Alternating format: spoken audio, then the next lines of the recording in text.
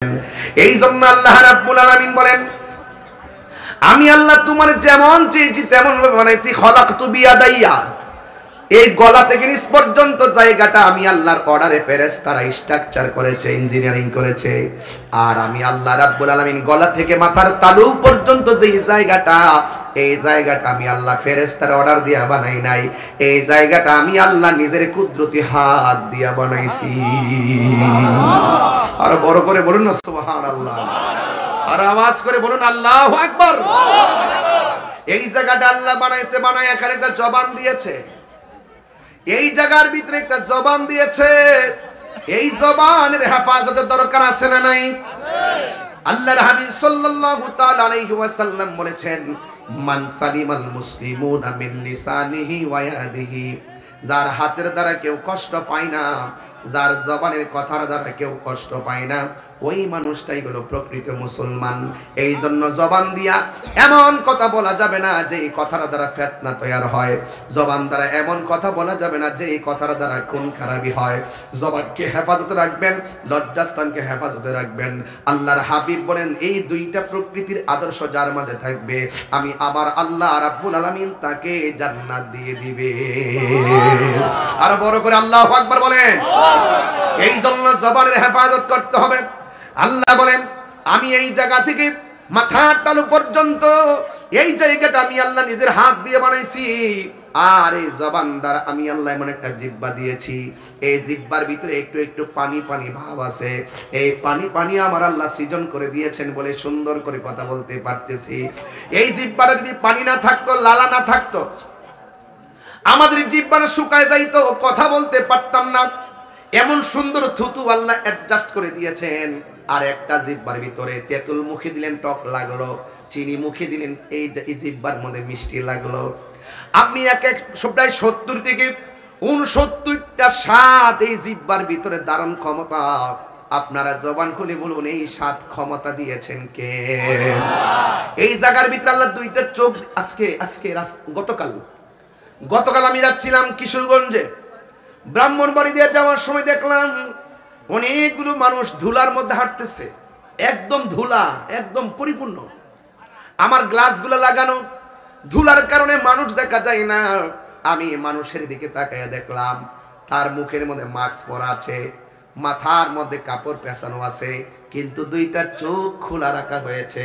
আমি মনে মনে ভাবলাম, চোখের মধ্যে ধুলা পড়লে কত খারাপ লাগে, অথচ এতগুলো ধুলা উঠতেছে, চোখ দুইটা খোলা। এই ধুলাগুলা যদি চোখের ভিতরে ঢুকে চোখ অন্ধ হয়ে যাওয়ার কথা। এখন আমার প্রশ্ন হলো, হুজুর এই ধুলাগুলো দিয়ে তারা যাচ্ছে, পরিমাণ মতো ধুলা কেন চোখের মধ্যে আটকাই না? এ বান্দা, বুঝতে বাকি নাই আল্লাহ রাব্বুল আলামিন কত নিখুঁত কারিগর। আল্লাহ রাব্বুল আলামিন চোখের গোড়ার মধ্যে কিছু কিছু পাতি দিয়া দিছে, এই পাতির কারণে ধুলাবালি গুলাকে সুন্দর করে প্রতিহত করে দেয়। এই জন্য যুবক ভাইয়েরা আমার, অনেকে মনে করেন যে এই পাতিগুলো মনে হয় অনর্থক দিয়েছে। না না, দেখবেন অনেক ধরনের আঘাত থেকে পাতিগুলো আপনাকে সংকেত দিয়ে দেয়, চোখকে আল্লাহ হেফাজত করে দেয়। এই জন্য আমার আল্লাহ এমন করে আপনাকে বানিয়ে আল্লাহ বলছেন, তোরে আমি চোখ দিয়েছি, চোখ দিয়ে আমার সৃষ্টি জগৎ দেখবি আর মনে মনে ভাববি। কবি বলতেছেন, তোমার সৃষ্টি যদি এত সুন্দর হয়, না জানি তুমি আল্লাহ কত সুন্দর। ইয়াতাফাক্কারুনা ফি খালকিস সামাওয়াতি ওয়াল আরদ। আল্লাহ রাব্বুল আলামিন বলেন, এই চোখের সৌন্দর্য, এই চোখ দিয়েছি আমি আল্লাহর সৃষ্টি দেখার জন্য। এই সৃষ্টি দেখা তুমি আমি আল্লাহকে গবেষণা করবে, এমন সুন্দর করে গবেষণা করবে। আল্লাহর কোরআন থেকে আমরা বুঝতে পারি। একটাবার খেয়াল করে দেখেন, ছোট্ট একটা পর্দা টানাইছে, এই পর্দা টানাইতে যায় কতগুলা বাঁশের ব্যবহার করেছে, অথচ আমার আল্লাহ রাব্বুল আলামিন সুন্দর করে আসমানটারে বানাইছে। আল্লাযী খালাকাস সাবআ সামাওয়াতিন তিবাকা। আল্লাহ রাব্বুল আলামিন হলো তিনি যিনি খুঁটিবিহীন 7টা স্তরে আসমানটারে বানাইছে। একটা পর্দা টানাইতে যাইয়া রাজা কাশীপুরে কতগুলা বাঁশ ব্যবহার করেছেন, অথচ আমার আল্লাহ একটা আসমান থেকে আরেকটা আসমানের দূরত্ব হলো 5 শত বছর রাস্তা। একটা আসমান আছে আমার আল্লাহ লোহা দিয়া বানাইছে, আরেকটা আসমান আছে আমার আল্লাহ স্বর্ণ দিয়া বানাইছে। কিন্তু একটা এত ভারী আসমান আমার আল্লাহ ঠেকায় রাখছেন, কিন্তু একটা খুঁটিরও ব্যবহার করে নাই। সে আল্লাহকে চিনতে গেলে কি লন্ডন যাওয়া লাগবে? হুজুর আইনা বুঝতে হবে? আমরা বুঝি না, আমরা নিমক খারাপ হয়ে গেছি। কথা বলেন ঠিক কিনা? আমরা অনুভব করি না। নিজের মান আরাফা নাফসাহু ফাকাদ আরাফা রাব্বাহু, যে নিজের নিজে চিনতে পারছে সে আল্লাহকে চিনতে পারছে। দেখেন না, আমি এখানে এসে বসে একটা হাদিস আমার চোখে পড়ছে, কুন ফিদ দুনিয়া কাআন্নাকা গরীবুন আও আবির সাবিল। চিৎকার মেরে কোন সুবহানাল্লাহ। বলছে কুন ফিদ দুনিয়া, দুনিয়াতে এমন ভাবে বসবাস করো কাআন্নাকা গরীবুন আও আবিরু সাবিল, মুসাফিরের মতো। আর আমরা দুনিয়ার জমিনে এসে বাদশাহী খুঁজি। এই দুনিয়া বাদশাহীর জায়গা না, দুনিয়া মুসাফির খানা। এখানে কষ্ট থাকবে, দুঃখ থাকবে, ত্যাগ থাকবে, তিতিক্ষা থাকবে, আরে যার সুখ হবে জান্নাতে। কথা বলেন ঠিক কিনা? সেটা পরে পরে, দুনিয়াতে সব খুঁজবেন না। এখন শুধুমাত্র বিসর্জন দিতে থাকেন। জবানটা খুলে বলুন সাজদা পাওয়ার মালিক কে? এই জন্য আল্লাহ রাব্বুল আলামিন বলছেন ইন্নাহু হুয়া ইউবদিউ ওয়া ইউঈদ ওয়া হুয়াল গফুরুল ওয়াদুদ যুল আরশিল মাজিদ। আল্লাহ রাব্বুল আলামিন হলো তিনি যিনি তোমার শুরুর মালিক, যিনি তোমার শেষের মালিক। এই জন্য শুরু হয়েছে জন্ম দিয়ে, শেষ হয়ে যাবে মৃত্যু দিয়া। এর মাঝখানে অনেক কিছু জীবনে আপনার ঘটে যাবে। যারা পরিমাণ ভালো কাজ করলে ভালো রেজাল্ট পাবেন, যারা পরিমাণ খারাপ কাজ করলে সেটারও রেজাল্ট আপনি পাবেন। এই জন্য দুনিয়াটা দুনিয়া মাজরাতুল আখিরা, এই দুনিয়াটা হলো আখিরাতের কৃষি ক্ষেত্রে বাবা। এই জন্য আল্লাহ রাব্বুল আলামিন, আমি আস্তে আস্তে ঘটনায় চলে যাচ্ছি, কিন্তু আমি কিন্তু বলছি ইন্নামাল মুমিনুনাল্লাযিনা আমানু বিল্লাহ। আমি এখন শুধু বিল্লাহর মধ্যে আছি, ওয়া রাসূলিহির দিকে যাচ্ছি। এরপর আমি আস্তে আস্তে বুঝিয়ে দিয়ে যাব, চলার মতো চলতে পারলে এই দুনিয়াটা যদিও কষ্ট হবে, কিন্তু আমার আল্লাহ রাব্বুল আলামিন বলেন আমি আল্লাহ যারে ভালোবাসি সম্পদ দিয়া পরীক্ষা করি, কায়রা নিয়ে পরীক্ষা করি। আমি আল্লাহ যারে ভালোবাসি রোগ বিমার দিয়া পরীক্ষা করি। আমি আল্লাহ যারে ভালোবাসি অভাব দিয়ে পরীক্ষা করি।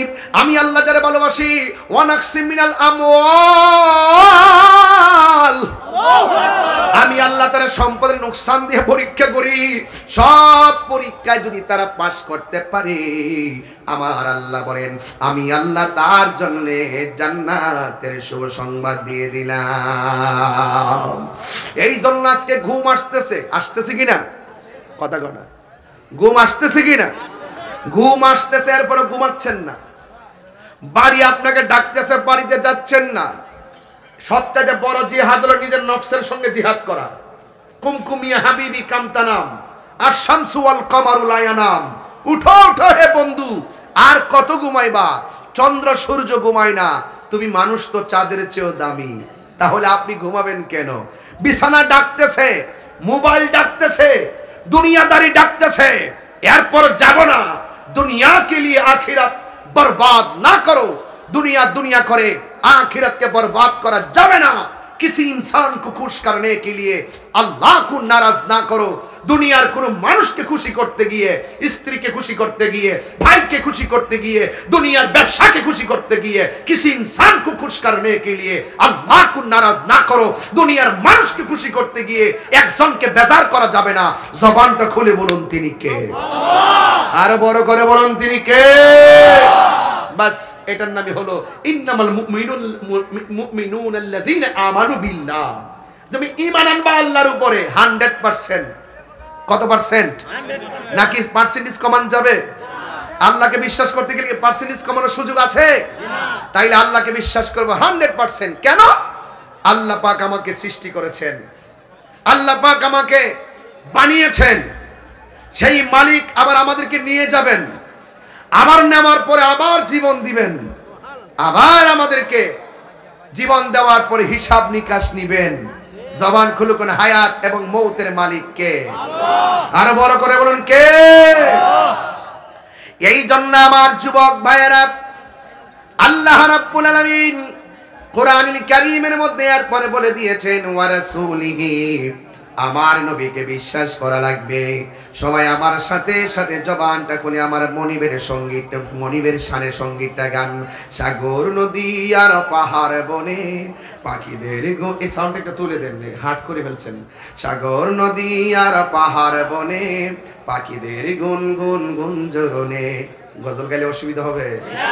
সঙ্গীত গাইলে খারাপ লাগে? সাগর নদী আর পাহাড় বনে পাখিদের গুন গুন গুঞ্জরণে ভেসে আসে ওই সুমধুর গান, ভেসে আসে ওই সুমধুর গান, চারিদিকে শুধু আল্লাহর জয়গান। সুবহানাল্লাহ। ওই যে আমার ভাই প্রথম বক্তব্যের মধ্যে বলছিল, আমি কিন্তু খুব খেয়াল করি, আমার একটা অভ্যাস আছে, যে বক্তব্য তোকে আমি খেয়াল করবো যে এই দেশটা এমন দেশ পেয়েছি, আরে সূর্যাস্ত ওই রবের ধ্বনি, সকালবেলা আবার রবের ধ্বনি। কথা বলেন ঠিক কিনা? সূর্য উঠে রবের ধ্বনির পর আবার সূর্যাস্ত যায় রবের ধ্বনিতে। কথা বলেন ঠিক কিনা? চতুর্দিকে আজানের ধ্বনি হয়। কথা বলেন ঠিক কিনা? এই জন্য আমি বলছিলাম সাগর নদী আর পাহাড় বনে পাখিদের গুন গুন গুঞ্জরণে ভেসে আসে ওই সুমধুর গান, ভেসে আসে ওই সুমধুর গান, চারিদিকে শুধু আল্লাহর জয়গান। আল্লাহ মহান, আল্লাহ মহান, আল্লাহ মহান, আল্লাহ মহান, আল্লাহ মহান, আল্লাহ মহান। বল যদি আকাশের জড়তারা কোথা পেলে স্নিগ্ধ জ্যোৎস্না দ্বারা, সূর্যকে বল যদি কোথা পেলে আলো, রাত্রি হলো কেন নিকশ কালো, কোথা পেলে মানবের জীবন বিধান, কোথা পেলে মানবের জীবন বিধান, জবাব একটা ছবি আল্লাহর দান।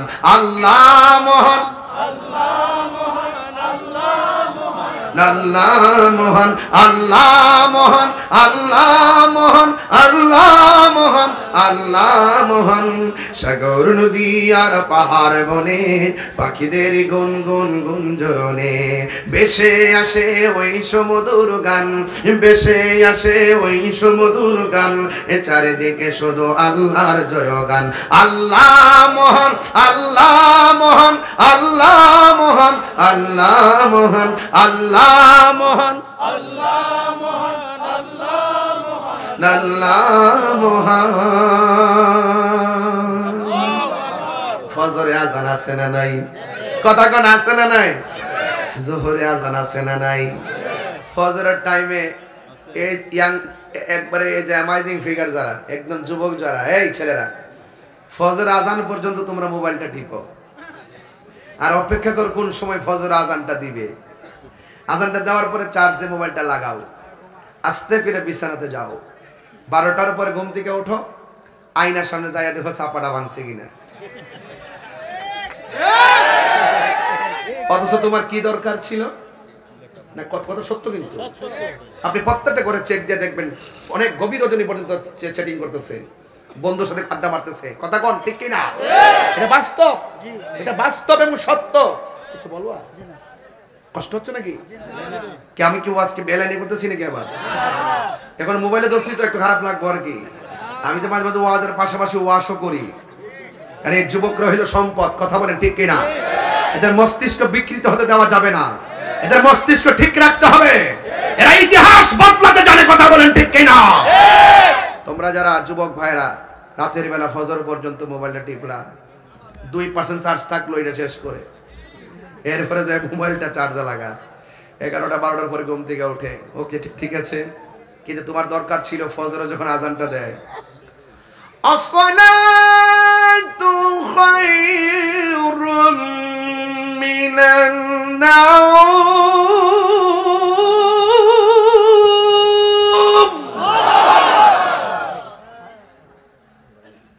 এই রে ইকুটিকে দিও, এটা পরে বানাইছো, এর কি লাইন বানাইছো মশলা তো। আল্লাহু আকবার কোন না কেন? আমি যে এখন টান দিছি, আমার কি কষ্ট হইছে না? কথা কোন কষ্ট হইছে না? এরপর আপনি ঘুমাই থাকলে কি আমার আরো বেশি কষ্ট হইতো না?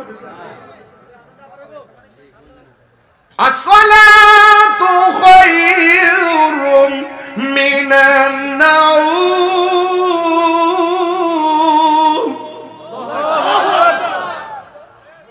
একটু কমাও, রাগ করে ঠেলা মারছো না, ইত্যা করো না, চালাকি করো না। তাই সাধারণ জিনিস না কিন্তু মারামার দেখো। আচ্ছা আমি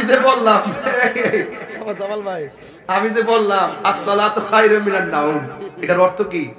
নামাজ থেকে ঘুম ভালো। তা আপনি ঘুমাইলেন কি লেগে? আপনি উত্তর দেন। ফজর আযান শোনার পরে এরপরে সে ঘুমাই গেছে। মুয়াজ্জিন কই ঘুম থেকে নামাজ ভালো, আর হ্যাঁ মোবাইল টিপা বুঝাইতেছে যে নামাজ থেকে ঘুম ভালো। তো বাড়ি কি একটা কম খাইবেন মনে করেন?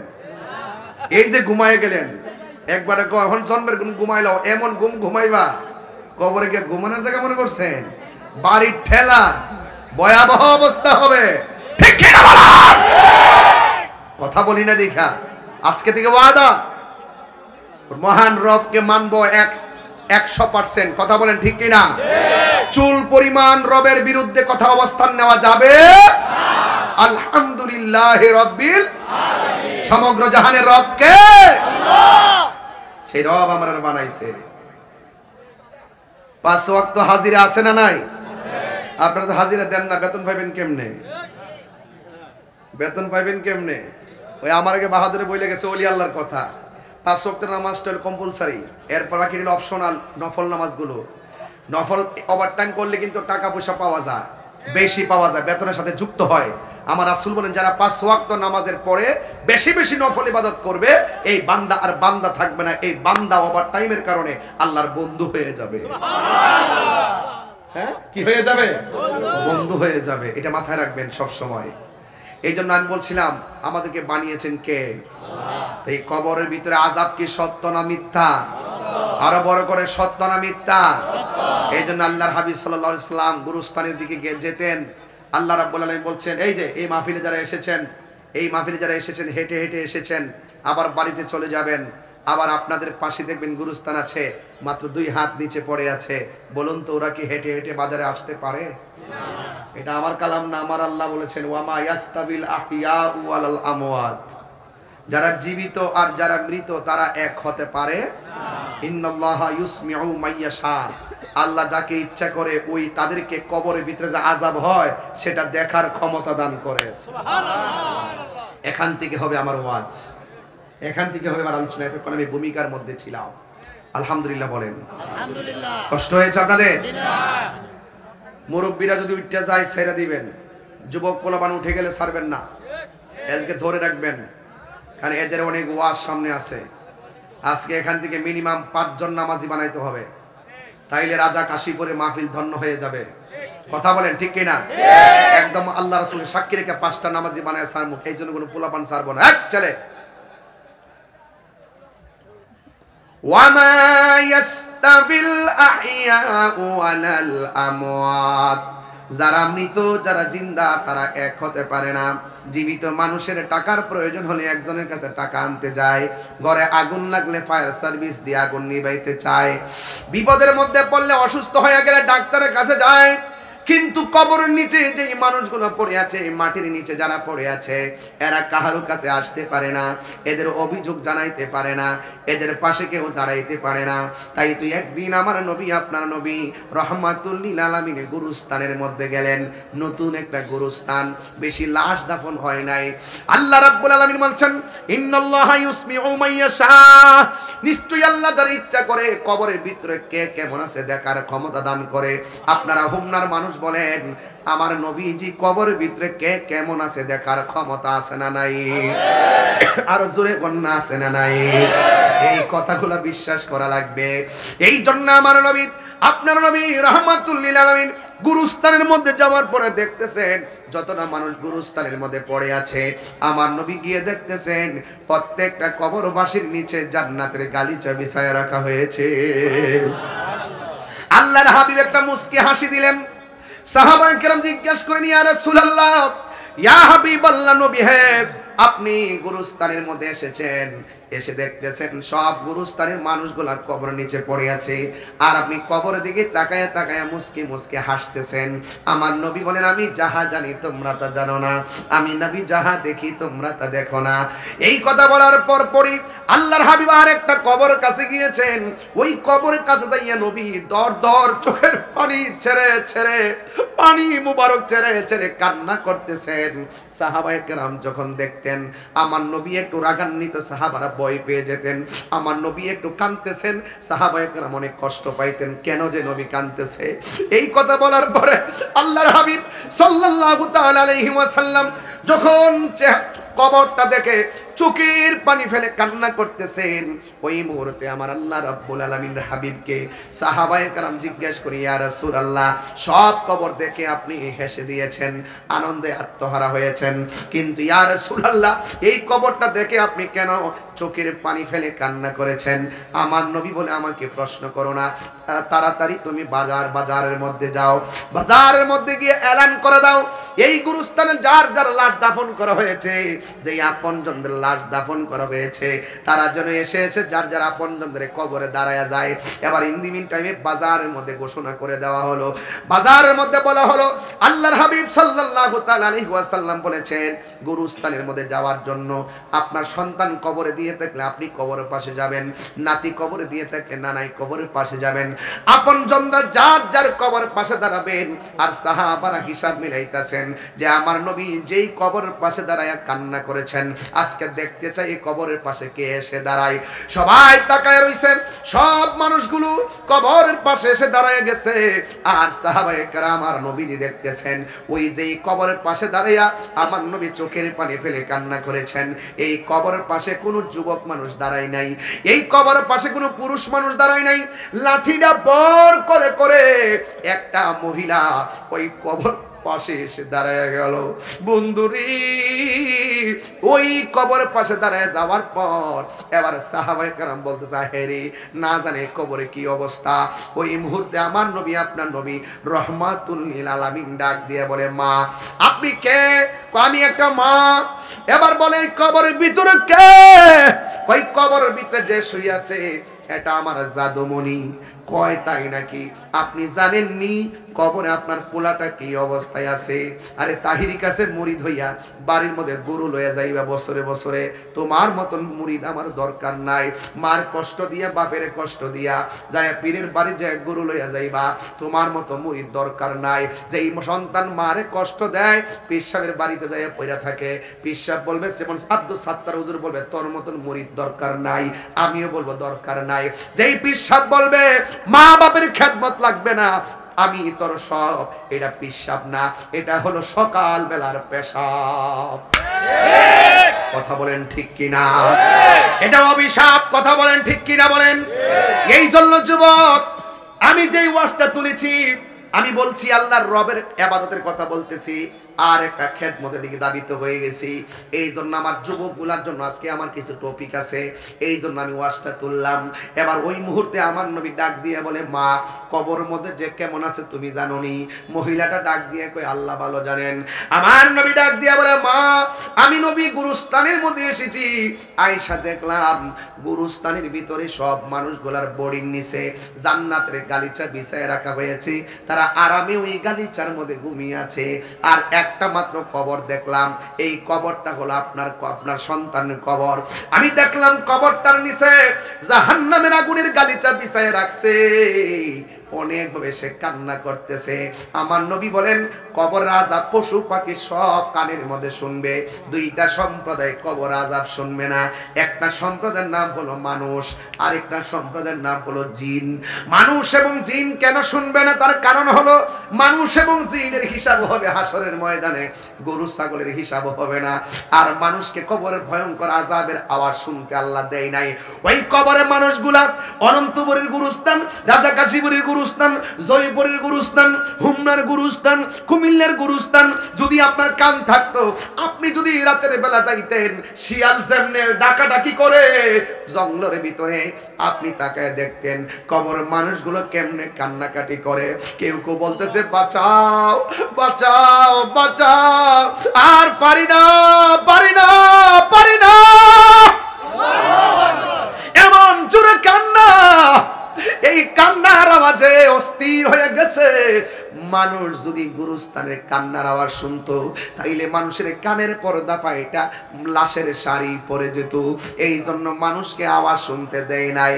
আল্লাহর হাবিব বলেন, হ্যাঁ মা, আপনার আপনার সন্তানটা কবরের ভিতরে কেমন আছে জানেননি? জাহান্নামের বিছানার মধ্যে কাতরাইতেছে। এই কথা মা যখন শুনছে, আপনারা জবান খুলে বলেন, সন্তানের কষ্ট শুনলে মা কি সুখ পায় না কষ্ট পায়? আরো যখন কি পাই। কিন্তু এখানে বিচিত্র হলো ভিন্ন। আমার নবী যখন বলছেন মা আপনার সন্তানটা কবরের ভিতরে অনেক কষ্টে আছে, এই কথাটা বলার পরে মা দুঃখিনী একটা মুস্কি হাসি মারলো। যেই মাত্র মুস্কি হাসি মারছেন, ওই মুহূর্তে আমার নবী ডাক দিয়ে কয়, মা আপনার সন্তান কষ্টে আছে, আপনার সন্তান গুরুস্থানের মধ্যে সবচাইতে নিকৃষ্ট অবস্থায় পড়ে আছে, জাহান্নামের আগুনের মধ্যে পড়তেছে, আপনি কেন কষ্টের কথা শুনেও আপনি মুস্কি হাসি দিলেন? ওই মা ডাক দিয়া বলে, ইয়া রাসূলুল্লাহ, ইয়া হাবিবাল্লাহ, আমার সন্তানটার আমি 10 মাস ধরে পেটের মধ্যে ধরেছি। ওই মুহূর্তে সন্তানটা আমার পেটের মধ্যে লাথি দিত, রাতের বেলা আমার ঘুম ভেঙে যেত, চোখের পানি ফালাইয়া ফালাইয়া কাঁদতাম। যুবক রে, কেন বলতেছি শুনে যাও কথাটা। এই অনন্তপুর, জয়পুর আর রাজা কাশীপুরে 90% ঘরে বুড়া বেটায় আর বুড়া বেটিটা বড় কষ্টে আছে সন্তানের দ্বারা। সন্তানের কাছে কোনো বুঝ পাই না, সন্তানের বউয়ের কাছে কোনো বুঝ পাই না, পাগলের মতো দিন কাটায় রাত কাটায়, এমন সংসার আছে না নাই? এবার রাসূল ডাক দিয়া বলে, মা আপনি কেন হাসলেন? মহিলা ডাক দিয়ে, ইয়া রাসূলুল্লাহ, সন্তানটার পেটের মধ্যে লইয়া আমি দিন কাটাইছি, রাত কাটাইছি, রাতের বেলা সন্তান পেটের মধ্যে লাথি মারছে, আমার ঘুম ভেঙে গেছে, এমন একটা ব্যথা উঠছে, সন্তানের বাবার কাছে আমি কান্নার আওয়াজটা পৌঁছাই নাই, সকালবেলা চোখের পানি বুক ভেসে গেছে, মানুষ দেখলে বড় শরম, মানুষের কাছে আমি সন্তানের কষ্টের কথা বলি কেমনে? আমি আমার চোখের পানিগুলা মুইসা ফলাইয়া হাসি মুখে সকালবেলা উঠেছি, আবার সন্তান পেটের মধ্যে লইয়া আমি যখন খাইতে বসছি, সন্তান পেটের ভিতরে আমার লাথি মারছে, আমার খাবারের প্লেটটা আমি রাখিয়া দিছি, মানুষ আমার জিগাইছে খাও না কেন? আমি বলেছি সন্তানের লাথির কথা আমি বলি নাই। আজকে মা একটা দমক দিলে পাশের বাড়ি শট দাঁড়ানো, মার বিরুদ্ধে বিচার জমাইবার লাইগা খোদাও সহ্য করবে না, আল্লাহও সহ্য করবে না, এমন হাজার কষ্ট তুমি পেটে থেকে মারে দিয়েছ। মা কোনোদিন পৃথিবীর কোনো মানুষের কাছে নালিশ করে নাই, কথা বলেন ঠিক কিনা?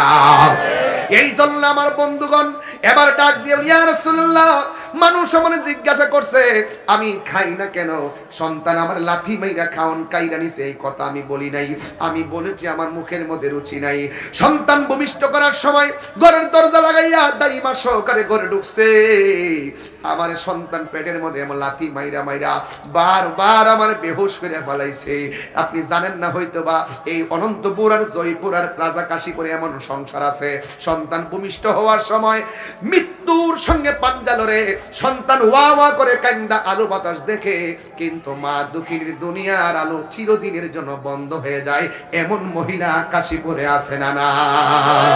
ভাই ভাই আসলে আসলে মানে ডেলিভারি কেসে মারা যায়, ডেলিভারি কেসে মারা যায়, হ্যাঁ ডেলিভারি কেসে মারা যায়। অথচ দেখেন আমার মা বেঁচে আছে, আমি কতটুকু মূল্যায়ন করতে পারছি জানি না, কিন্তু আমার নবী আপনার নবী বলে ডেলিভারির কেসে যদি কোনো মহিলা মারা যায়, আমার আল্লাহ রাব্বুল আলামিন ওই মহিলাটাকে ওই শহীদের মর্যাদা দান করে দেয়। এত মর্যাদা দেয়, এত কষ্টের প্রতিদান আমার আল্লাহ দান করে, কিন্তু এই মাকে আল্লাহ বাঁচায় রাখছে, অথচ মারে আমরা মূল্যায়ন করতে পারি নাই। আপনি হয়তো জানেন না, প্রকাশ্যে গুনাহ করছেন, গোপনে গুনাহ করেছেন, নবী ডাক দিয়ে মা আপনার সন্তান কবরে, আপনি হাসলেন কেন? এই কেনর উত্তরটা নিয়ে আজকে বাড়িতে যাবেন। কারণ কেন জানেন? আপনি গুনাহ করেছেন, আপনি যতই অন্যায় করেন না কেন, আপনি বিদেশ যাবেন, আপনি যেখানে যান না কেন, মার যদি বলেন আম্মা আপনি আমার জন্য একটু দোয়া করেন, আল্লাহ রাব্বুল আলামিন এই দোয়াটা আল্লাহর কাছে পৌঁছার মাঝখানে কোনো পর্দা থাকে না। মা দোয়া করলো পর্দা থাকে না, বদদোয়া দিলেও পর্দা থাকে না, ডাইরেক্ট আল্লাহর দরবারে কবুল হয়ে যায়। এই জন্য আমার যুবক ভাইয়েরা, মা যদি আপনার মা যদি বেঁচে থাকে, যদি কোনো কিছু আল্লাহ যদি বিদেশ যাবেন কিংবা যাই করেন, মারে যদি বলেন আম্মা আমি একটা গুনাহ করছি, আল্লাহর কাছে আমি ক্ষমা চাইতেছি, আল্লাহ আমারে ক্ষমা করুক, আপনি দোয়া করেন। আর মা যদি বেঁচে থাকে তখন আপনি কিন্তু মার কাছে বললে, মা যদি বলে আল্লাহ আমার পোলাও অন্যায় করেছে, আমার পোলাও বিচার করেছে, আল্লাহ তুমি তারে মাফ করে দিও, এমনও হতে পারে মার দুয়ার দ্বারা সন্তান ওলি হইয়া যেতে পারে। আরো বড় করে বলেন না সুবহানাল্লাহ বলেন। এই জন্য একটা হাদিস আমি নিয়ে আসছি, আতা ইবনে ইয়াসার রাদিয়াল্লাহু তাআলা আন ইবনে আব্বাস রাদিয়াল্লাহু তাআলা থেকে বর্ণিত, আন্নাহু আতাহু রাজুলুন, এক ব্যক্তি এসে হযরতে আব্বাস রাদিয়াল্লাহু তাআলার কাছে আসলেন, ফাকালা বললেন ইন্নী খাতা